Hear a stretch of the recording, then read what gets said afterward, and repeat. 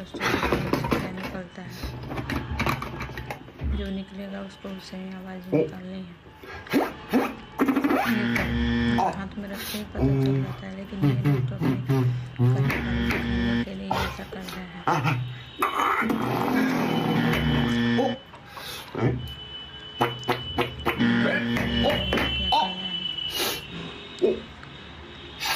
ये अब इसको पता चला।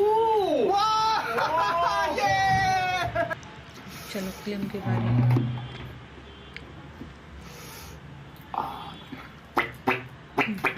इस वजह से स्प्रे बॉटल लगा